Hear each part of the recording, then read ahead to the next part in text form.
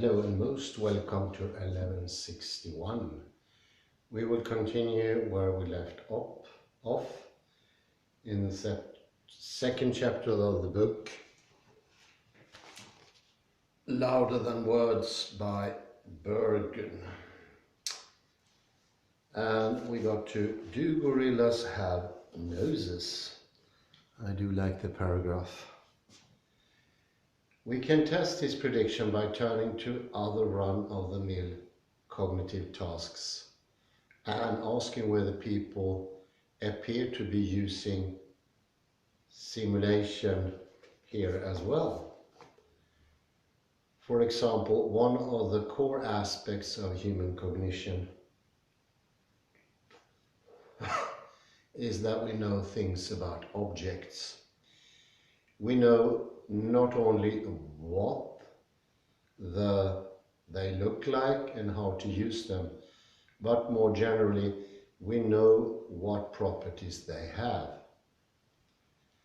A common task in cognitive psychology experiments that addresses this type of knowledge asks people to make judgments about whether certain objects have particular properties.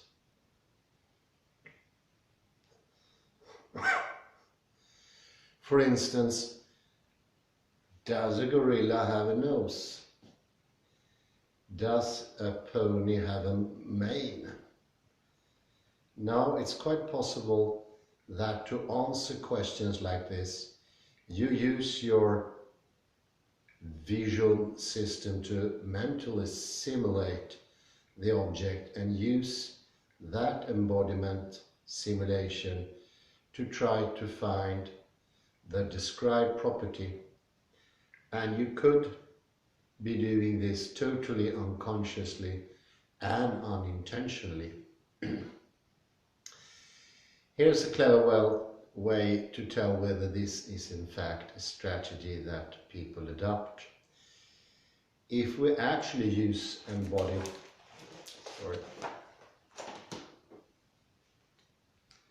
simulation to detect gorilla noses or pony manes, then the easier the property is to detect visually, the easier it should be for us to determine that the object has that property.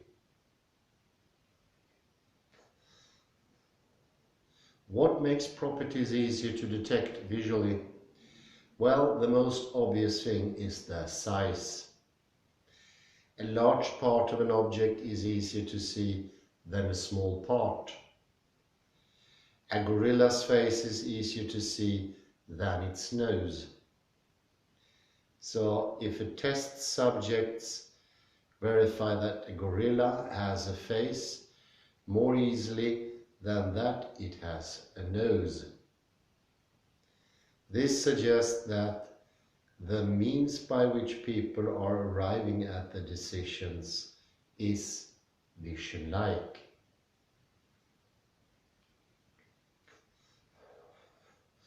One study gave people large and small parts of objects to verify and measure both how long it took and how accurate they were. As the embodied simulation hypothesis predicts, the size of object parts was a strong predictor of how quickly and accurately people could verify them. All other things being equal, people are faster and more accurate at confirming large parts, like faces, than small ones, like noses.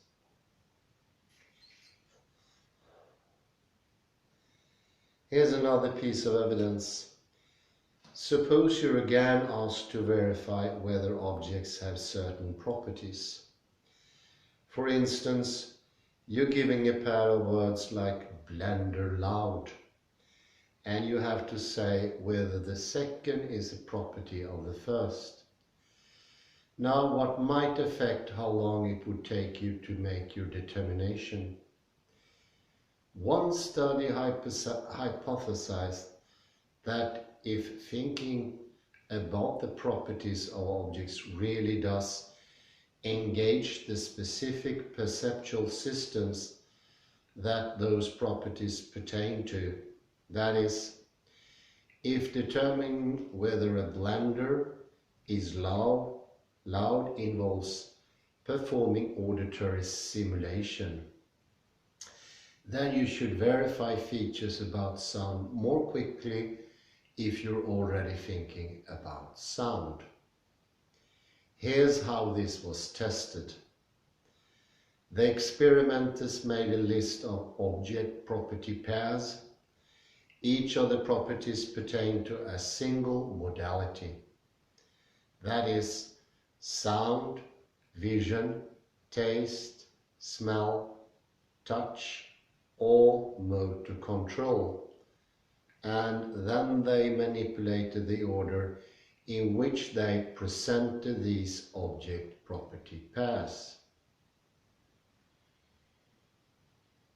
For some participants in the experiment, blender loud followed an object property pair in the same modality, like leaves rustling, which is also implicitly about sound. For other participants, it followed a pair in another modality, like taste, cranberry tart, and they measured how long it took people to decide that an object had a feature in these two conditions, when it followed a pair using the same modality versus a different modality. What they found was that it took people longer to say that the blender was loud when they had just decided that cranberries are tart than when they had just determined that leaves rustle.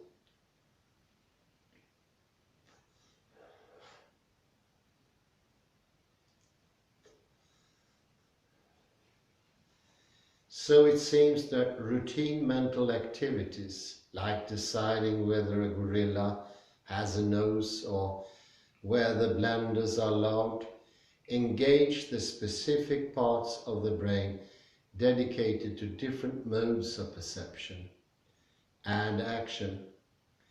Simulation abounds. Next, mental practice revisited. So let's come back to where we started. The remarkable success that athletes experience when they practice by just using their heads should now seem less surprising. The mental machinery that we use to think about bowling or putting is the same machinery that we use to actually perform those same actions and to gain perceptual feedback about how those actions are working. When you imagine bowling, your brain thinks in a way that is actually bowling. This explains not only why you improve performance by mentally practicing, but also why only practicing good form yields good positive results, while practicing fail technique produces decreases in performance. Imagery like memory, property verification, and other complex cognitive abilities that we're rightly proud of are bootstrap of evolutionary older brain systems that allows us to perceive the world and act in it. This shouldn't be too surprising. Evolution in many ways is a tinkerer, the best biological tinkerer we know of, but it would really be a very poor tinkerer if, given that it had been perfecting a complete vision system for tens of millions of years, and motor and auditory systems for even longer.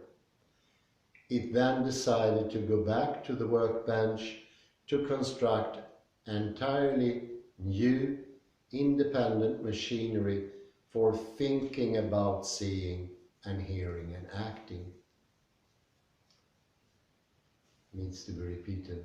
It then would decide to go back to the workbench to construct entirely new, independent machinery for thinking about seeing, hearing and acting, and not doing it.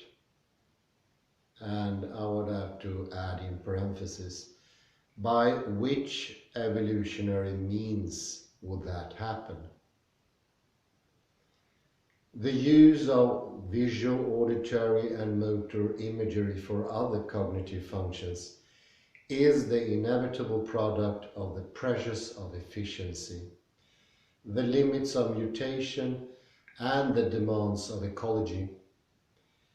With perception and action systems already in place, how could natural selection help build a system for other cognitive functions on top of and integrated with these systems? Yeah, how would it integrate? I think that is a tremendously important question. I'll start a little bit with chapter 3, so we are head on and then do the summary.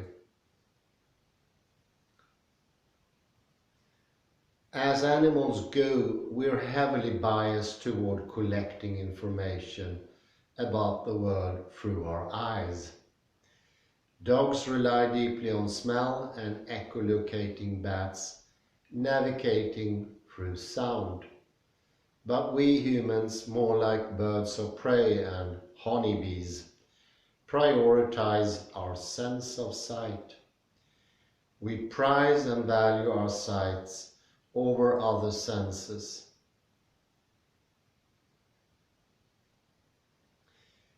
Vision is the main way we collect information from the world, so it's fitting that vision is also the sense we most closely associate with the internal life of our minds.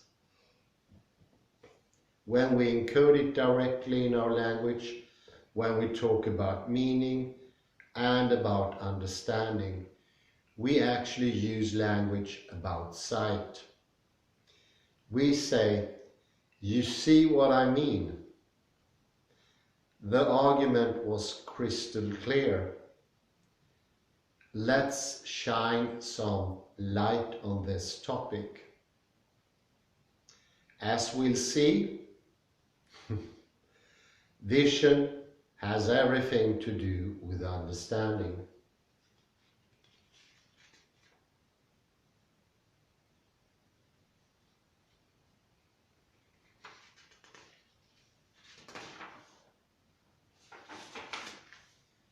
We talk simple. We humans are endowed with a remarkable capacity for abstract thought. Some humans, now long past, had the clarity of vision to see how democracy might be a good idea. Some other humans figured out how transfinite numbers work. Still other humans figured out how to put together sequences of musical notes that would make other humans feel something. Yet, despite all our conceptual potential, we spend most of our day intellectually slumming it. Throughout our everyday lives, we mostly think and talk about mundane things we can see and touch. We ask whether you think the milk looks a little yellow after sitting out all night. We systematically talk through which side of the house will be the most dignified burial location for our beloved pet python. And we talk about this awesome car chase in the latest Nick Cage movie, where he literally drives a four-wheeler up to the top of Golden Gate Bridge and then jumps off, and you got to see it. Why we dedicate our precious seconds on Earth to topics like spoiled milk and fictitious car chases is a matter for another book, perhaps one in the self-help ale.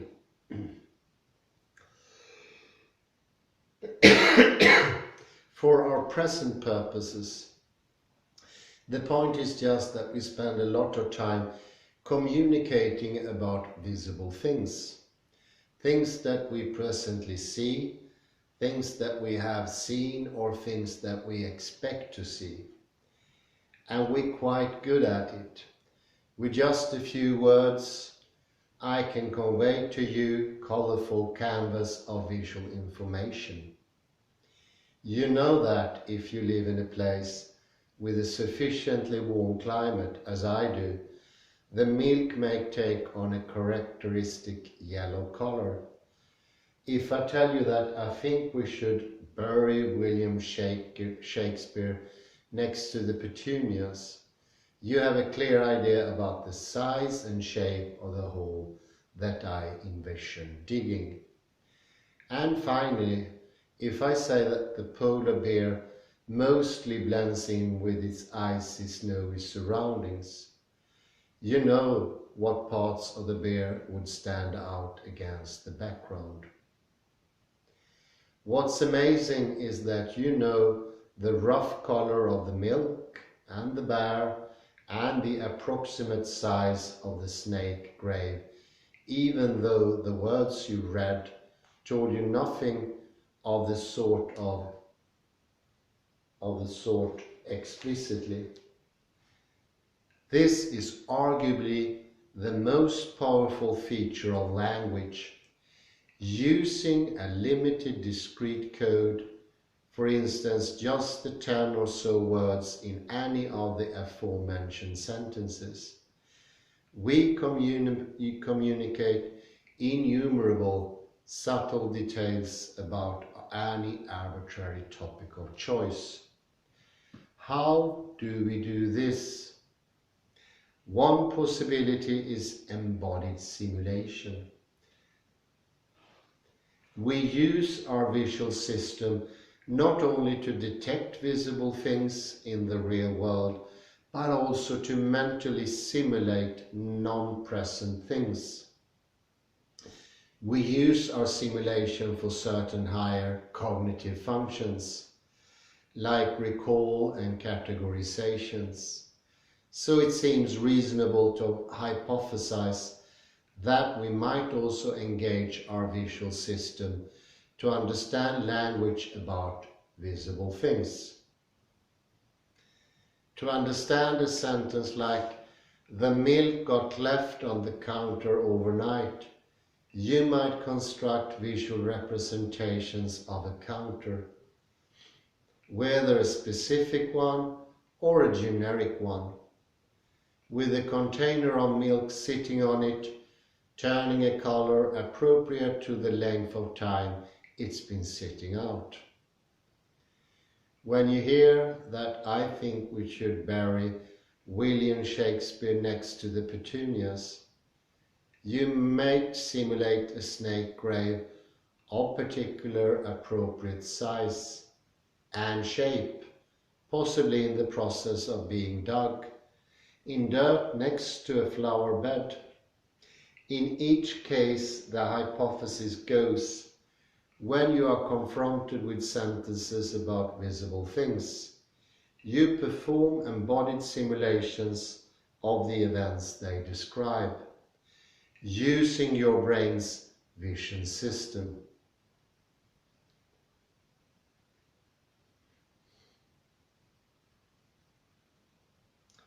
When your eyes are open, signals arrive at a specialized brain region dedicated to visual processing, called the primary visual cortex, at the very back of your brain, having traveled all the way from your eyes at the front of your head.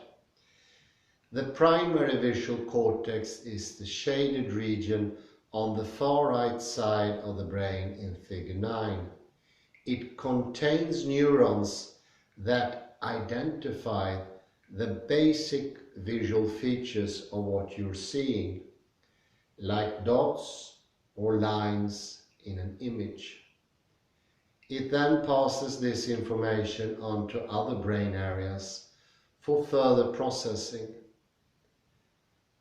Activation travels along two separate pathways, one that identifies what objects you see, the what pathway, and a second that figures out where they're located, the where pathway. The what pathway is a set of brain systems that compute visual properties of the objects in your field of vision, their shape, color, and so on. This pathway runs down and forward through the brain's temporal lobe, following the lower arrow in the figure. The where pathway, by contrast, runs from primary visual cortex up and forward through the parietal cortex, the upper arrow in the figure.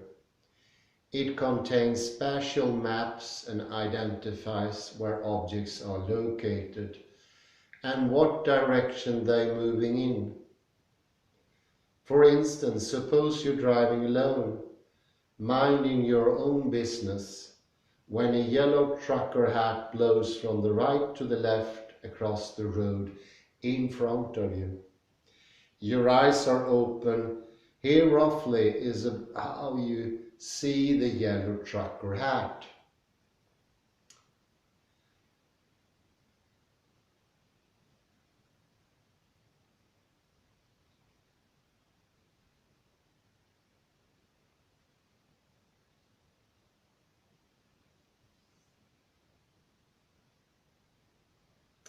First photons from the sun or your headlights bounce off the yellow trucker hat and into your eyes. When they hit specialized neurons in your retina, rods and cones, they detect light. These neurons send a signal for several way stations all the way back to your brain, to the primary visual cortex. Here there are neurons specially tuned to recognize lines in specific orientations.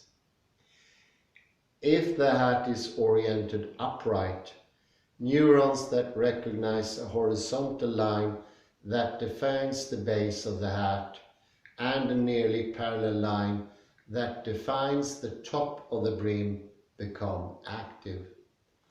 The signal is then sent forward along the what pathway, where neurons dedicated to color detection identify the hat's color as yellow, and neurons dedicated to identify objects identify it as a trucker hat. Meanwhile, in parallel, the where pathway is also ruminating on the output from the primary visual cortex, and neurons dedicated to recognizing when objects are near the ground are firing away, as are neurons dedicated to recognizing when objects are moving from right to left. In a massively simplified nutshell, that's how you use your brain when you are actually seeing. What about when you are merely understanding language about things that could be seen? Do you use the same pathways of your visual system to simulate those things? Do you understand language about objects using your what pathway? Do you use your where pathway to understand language about motion? I think that's good enough from chapter 3. This is clearly in line with quantum mechanics. We've spoken earlier about potential and actual, and the seeing action is very close to potential. You do the movement in your head before you perform it. Therefore, the doing in the head, the imagining, is the same as the potential. It is the superposition that you arrange.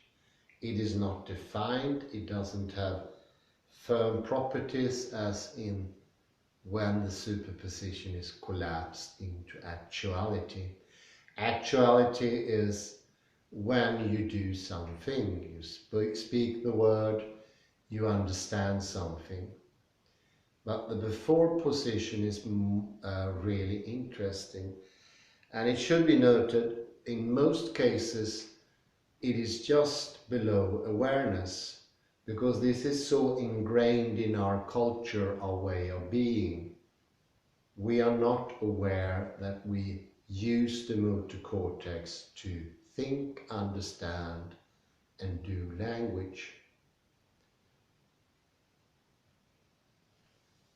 So we need to have these discoveries from neurology, and I think they need to be paired by quantum mechanics to understand that reality itself has this dual aspect.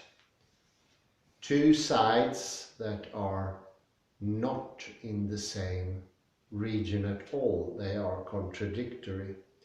You cannot add them to make a complete worldview, either as in the picture presented by the late Hawking, who wanted to have a TOE, theory of everything, nor as in the eyes of Daniel Dennett, who would like to see a theory of all, but with regards to the brain.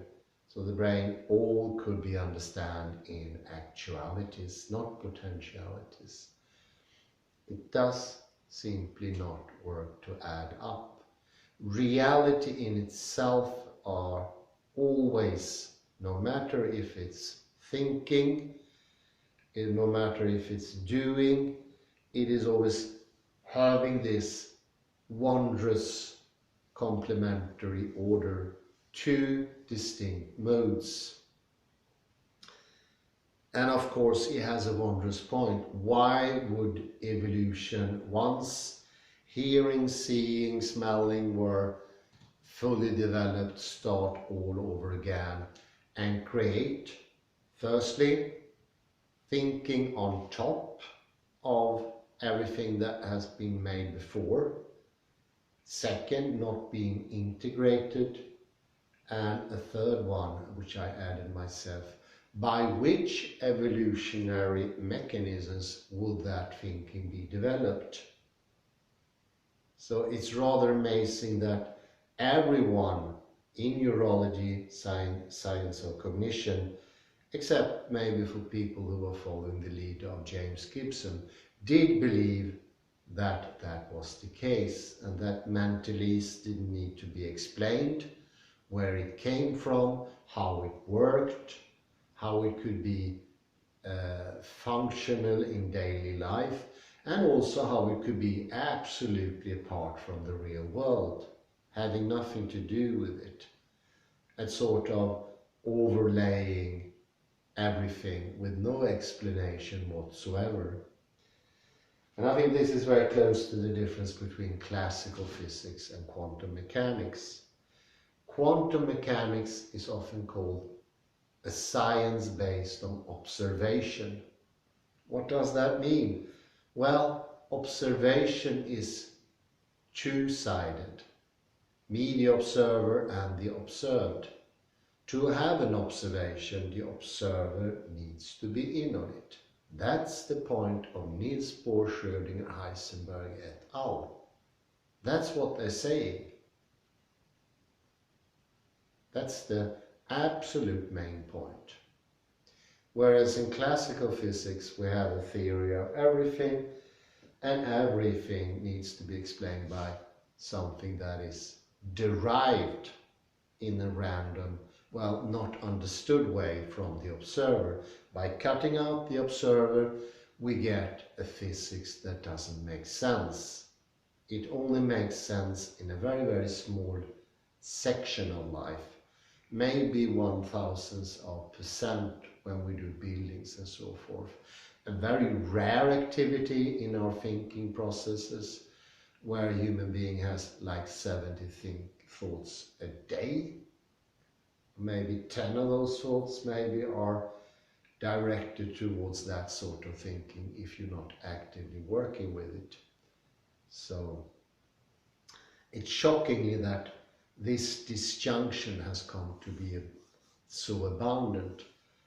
And I like to draw here on Ian McGilchrist, who shows that states of being like schizophrenia, autism, and other conditions that doesn't understand that the world has two sides. Schizophrenics and autistic have no sense of an inner life. The observer point is not taken into consideration, and all of a sudden language go haywire. Autistic are famous for using the words that might only the closest family can have some dim understanding of.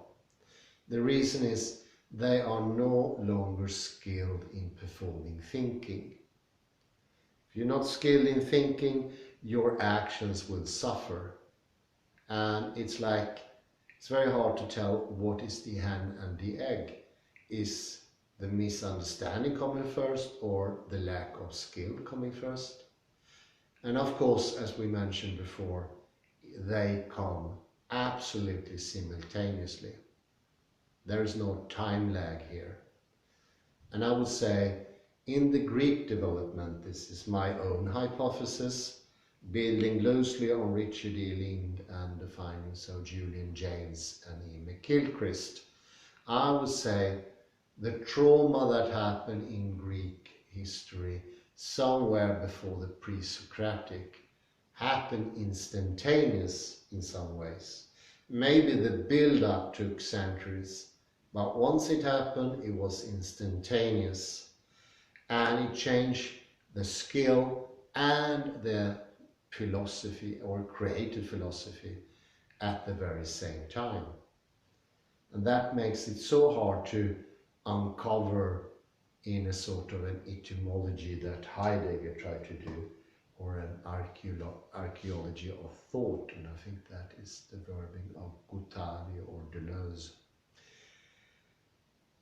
We are now living in the post-disaster world when it comes to meaning. We are all disjunct. And I think one thing is maybe the most dangerous, and it's to think that the classical worldview, the classical physics, is a system. That it has a sort of regulation and order to it. It does not have that at all. Quantum mechanics, whose singular point was, if you don't have the observer, you will lose the observed. Can you see now how in classical mechanics objects cannot be maintained? They are, although they are contradictory to the before, they are still dependent in a sort of mirror-like way. And that dependency makes, if you cut one thing off, you get a random prediction result. And randomness is not the same as an ideology or something you can believe in. For God's sake, don't confuse the very use of classical mechanics, because it's so small, it's so little. It's something we seldom use, and there are certainly people on this planet that never use that mode of thinking. And we all do in the West try to apply that on our own lives with disastrous result.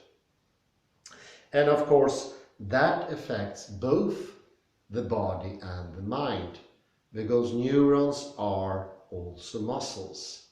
The T1 and the N1 are mirror images. They are the same to a certain extent.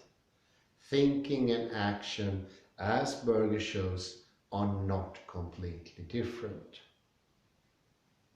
You could say thinking is a bleak variety of action.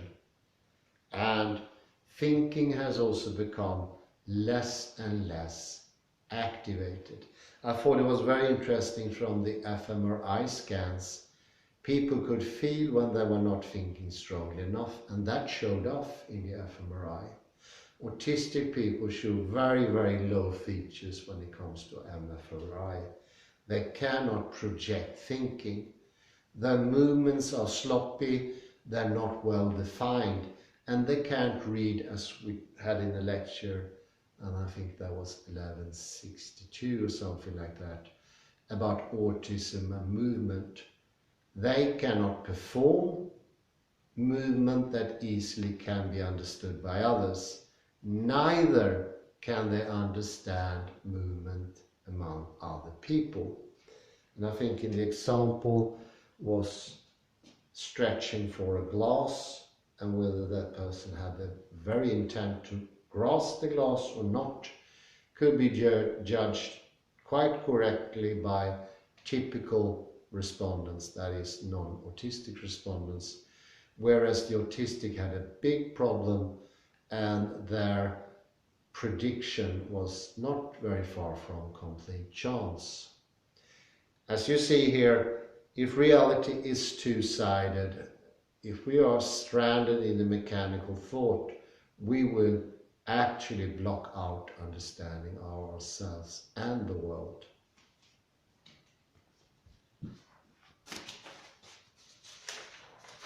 That is unhealthy, and as we know, autoimmune diseases are spreading now like wildfire. And the connection between thinking and doing is now so clearly stated and proved that it takes longer time to think about big things, bigger distances on a map or in reality on a globe, than smaller distances. Going into a dark area, even if you're thinking, will take longer time, just as it does in real life. You see here how the actual and the potential in some ways are absolutely similar. They mirror each other in a really special way, not direct mirroring, but in a way I think one slowly understands that.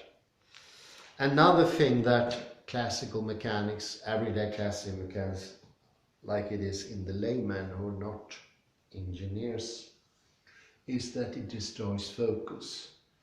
Because if you don't see that your thoughts are action, you will not be able to influence them. Thoughts will be coming by themselves. They will just be popping up. You don't know how they are produced in the motor cortex, how they are connected to a reality that is living, not dead and static. That will block out that understanding. And if the understanding is blocked out, all influence and expanding and regulating and decontextualizing and recontextualizing, as Barbara Tversky would have it, will become blocked out of the point. This is the reason for the surge, the development of focus problems, diseases like ADHD, DAD and so forth, OCD. It is inevitable that your thinking will be randomized. It will no longer be clear directed. Your thoughts will pop there, here. Walking downtown, you'll be looking there at some light. If you hear a buzzing of a car, you will look there. If you hear somebody shouting, you look at that person. I went downtown today. Swedes are infected with this losing their concentration. And for no reason, they all turn their head to look at something that it's very loud. I think it was a machine, a truck or something. Why? And for every time you do that, you make a habit of not controlling your thinking. You make the understanding of that thinking is actually action less and less. And for every time you lose your concentration, you jump to that, you find some thought in your head, and you don't even actively engage it. You don't construct it. I could say you lose your ability to construct your thinking. And construct thinking is this creative, funny, engaging, artistic way of thinking. A thinking you enjoy, like Heidegger called Duncan. Not this joyless modern day thinking where you have this stuck up things that you move about, sceneries, you create the future by using old fragments. How scary isn't that? Stale pictures that can have nothing to do with pure vivid reality. Reality becomes real when you project, when you think about it. And the stronger you manage to develop your thinking, because you see now, thinking is like any other muscular activity. There are different conditions, you can train yourself. There is not a single soul that thinks to the same skill and the same level. And by not even having any contact to your thinking, of course, that will leave thinking out of the control system. It will be thinking, well, it's like Thomas Nagel said, the world at large or the perspective from nowhere. This is what happens when you no longer can go into yourself and project thinking. The world will automatically feel very distant, and the things out there no longer under your influence. This is lack of power. This is helplessness. This is passivity in the most important region. That region that decides if a sportsman is going to win or not. This is what decides whether the nation is successful or not, or a company is successful or not, with leading people being more or less active. Less active means less able to be creative, following the stream. And every company that follows the stream are bound to go under. It's the creative ones that do the new things that do that. So, an invigorating thinking means also a healthy body, because muscles can only be strong if we actively think them. We know now, if you don't think actively, you will produce T2 muscles, and they will affect your whole bodily system with inflammation, different inflammatory diseases within the system. I think asthma, allergy, and that group are the most common with people with an average more than 50% of T2 muscles. It also has to do with to locate where you are in the world, which is really important. Autistic people had to take into their heart a Newtonian system of locating from outside, from the panopticon. They use an XY system, and they see where they are, and they sort of orient themselves with their eyes, which is so wrong it can be. No animal do that, and no able people do that. We need to locate with our sensory organs that can take in more than 180 angle with degrees. Hearing is 360 degrees, sensing I would say even more, because it's outer and inner sensing, therefore 360 plus 360. If those are not activated, your balance will be off. You will tense. So classical physics are is always connected to tension. And it can be seen on an fMRI as a more simplified fractality, a less understanding fractality, with much less predictive power, because remember what we learned from Pfeiffer, knowledge is in the movement. It is not stored in this classical physical way as a memory slots. Like yesterday here, the day before yesterday here. This is called phrenology, or 16th century way of thinking about thinking. No, it's abandoned, thank God, in neurology. It's proven to be wrong, and it's only common among us everyday people to a disastrous effect. Berger is showing a way out of that situation by, in an easy language, trying to... The concepts are scary different. And they actually have a philosophical message, not explicitly expanded by Bergen, but think for this matter, all those trends that have been passing in the philosophy, history, solipsism, idealism, become impossible with the dual system. That shows there is a reality, there is a materiality, but it cannot be materiality without an inner functioning, an inner creativity process that always is different. So therefore, idealism is the fear of everything, a one-sided take, a Hawkingian concept of reality, and it doesn't matter if it's reductive materialism, as in the case of Stephen Hawking, or reductive idealism, as in Stage in Bertrand Russell's life and Bernard Kastrup.